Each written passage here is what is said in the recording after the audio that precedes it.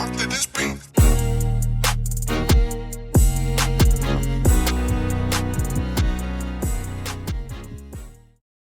Welcome to another episode. Welcome to another episode. Welcome to another episode of Gamecocks Talk with Captain Will. I'm your boy, Captain Will. Make sure you like, make sure you share, make sure you subscribe to Gamecocks Talk with Captain Will so I continue to bring you that gospel of Gamecocks every single day.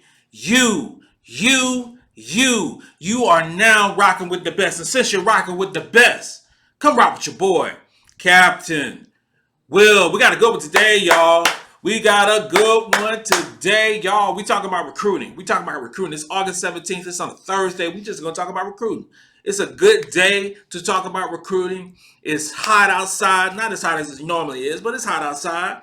But it's fired up with recruiting. A lot of things are going on in the recruiting world, and we're just going to go down the list, talk a little bit of this, talk a little bit of that, talk a couple things that I've heard, a couple of things that I've seen. Let's start with, of course, the number one overall recruit in the country. We're talking about Joyce Edwards, who I expect to make her announcement. I expect her to make her announcement to the South Carolina Gamecocks right before or during the early signing period. We're talking about November the 8th through the 15th. That's when I expect Joyce Edwards to make her commitment known to South Carolina. That's what I'm saying today, that I'm not changing my mind until I find out some news information or some sort of stuff that makes me want to change the situation of Joyce Edwards coming to South Carolina. I don't think that there's always changes that can happen. There's always changes that can happen, especially in the NIL space.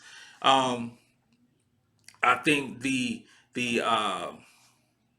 way that Dawn Staley has been recruiting Joyce since she was a young girl. I think that Joyce is enamored with playing for South Carolina. I think she's enamored with also achieving her academic dreams. And I hear things from different individuals, different subscribers, and different people make comments of saying that, Joyce, because she has a 12.0 GPA and one of the most brilliant young ladies in the country, that she should go to Stanford or go to Clemson or go to some other quote unquote academic school. What I'm here to tell you, the University of South Carolina is an academic school, which is also very great in basketball.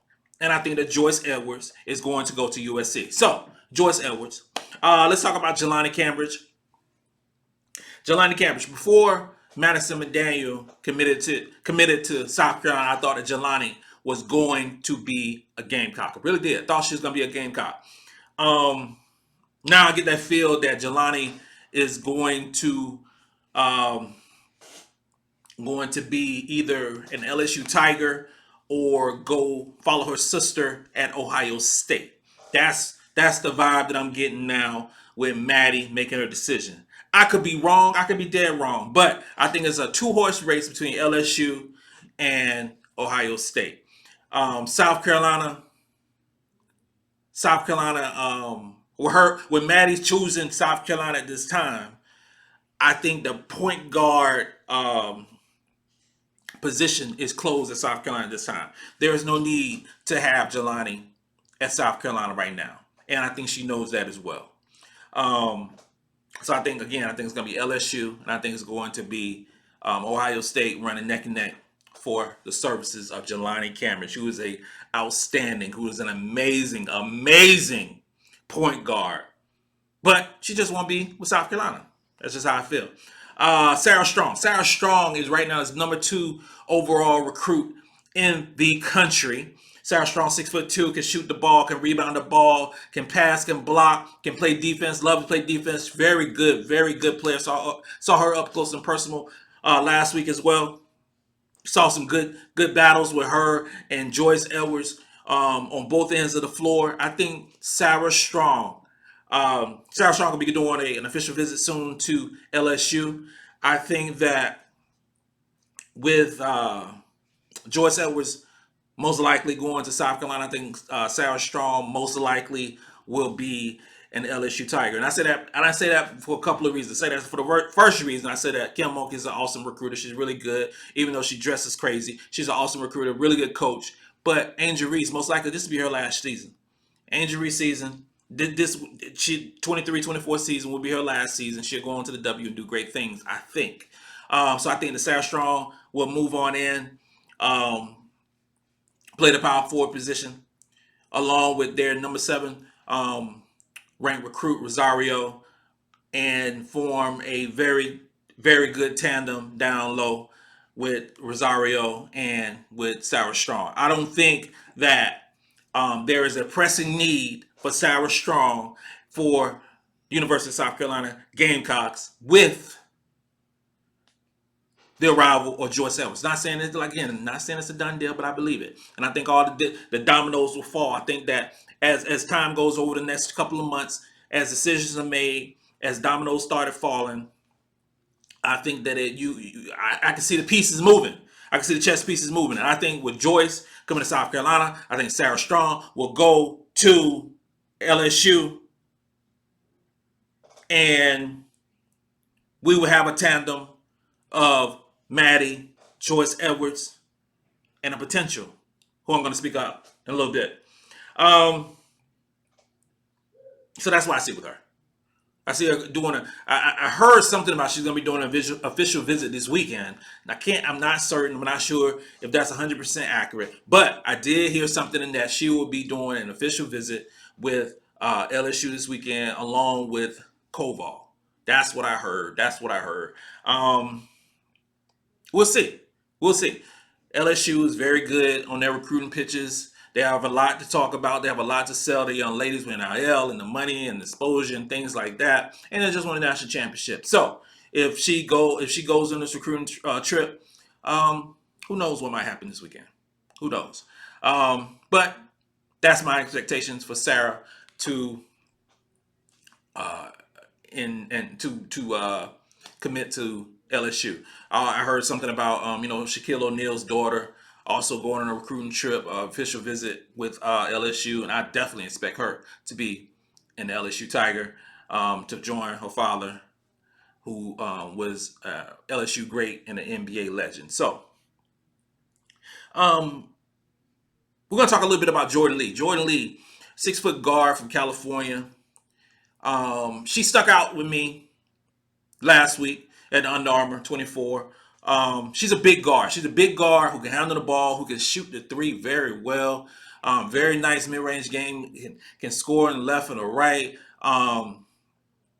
Pass, because she could pass the ball, and the moment for playing against other great players wasn't too big for her. And she is a player from California. Now, we have not had much luck at getting players from California, but Jordan is a player that we are looking at. Jordan Lee released her top 11. And like I said the other day, the South Carolina is in everybody's top 5. So for sure, going to be in the top 11. That just goes without saying. Top level, the top program, top 3 program, top number 1 program in the country. So South Carolina will be in everyone's list. But the fact remains that South Carolina is Jordan on South Carolina list. Well, I'll say this. Jordan Lee can shoot the ball.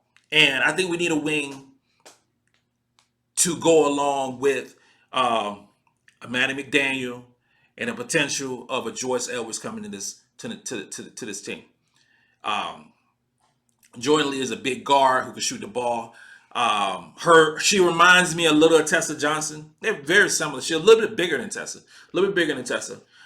Jordan is smooth. She is smooth. She's a smooth. I was gonna say smooth criminal like old Michael Jackson stuff, but she is a smooth shooter. She reminds me back in the day. I used to love Allen Houston, play with the Knicks. Just smooth, that's Jordan Lee. Her to the Gamecocks would add another 3-point shooter because she shoots it with ease. I expect her rating to increase again throughout the season. I think the exposure that she had at the Under Armour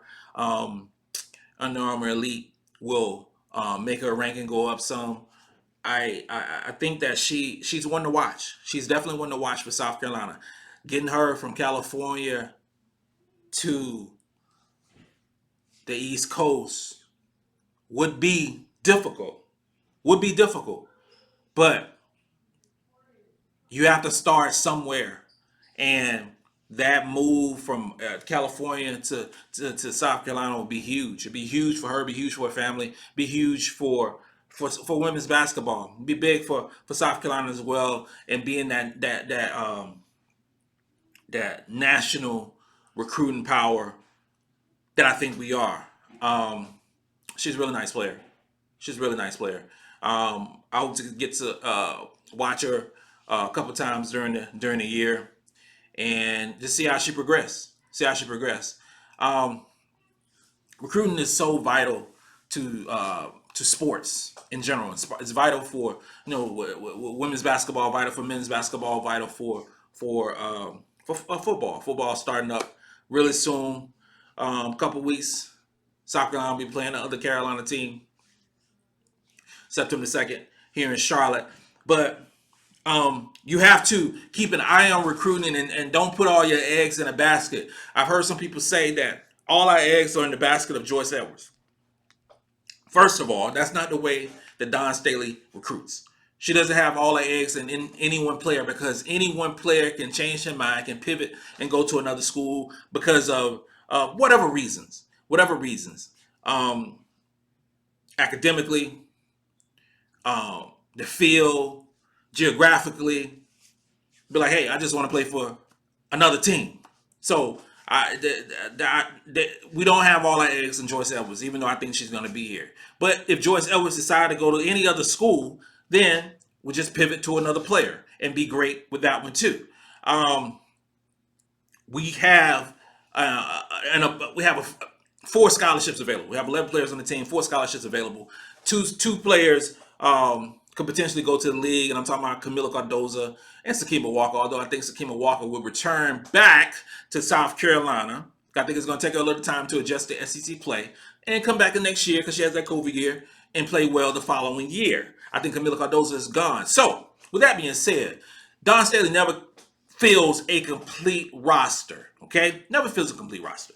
Never happens. I don't think it ever will. Because if you have 15 players on a team as good as South Carolina, you're not gonna have 15 All-Americans on it. 15 McDonald's All-Americans on the team. It's not gonna happen. Okay? But you can't have 12. You can't have 10. And I think that's the route that Dawn Staley would go with. So if and when Camila Cardoza moves on, you already have Madisen McDaniel filling a spot, basically the spot that Talaja Cooper had filled. You're not gonna fill 3, 4. We may have 3 recruits in this class. I think we will have 3 recruits in this class. I don't think we're gonna have 4. And a recruiting class of a Maddie McDaniel, Joyce Edwards, and a Jordan Lee potentially. Don't know. Who knows? But I'm not sure what the third player would be, or who that third player will be. But I think that'll be it for South Carolina. I don't anticipate having a 4-player class. I don't see that happening this year. I don't think that. But I do think that the 2024 recruiting class will rank as high, if not higher, than the 2023 class. We have Malaysia and Sanaya, Tessa Johnson in the 22.5 class. And I say that with Chloe Kitts. This class is going to be good, really good, even though we just got our first recruit. But don't forget that we didn't get our first recruit last year until October, and ended up with a great class. Don't forget that. This isn't a situation. Dawn Staley has been selective and will continue to be selective. And as long as South Carolina is great, that would never be a problem of getting high-level, top-level recruits to South Carolina. It's not going to be a problem. So pump your brakes. I know, and I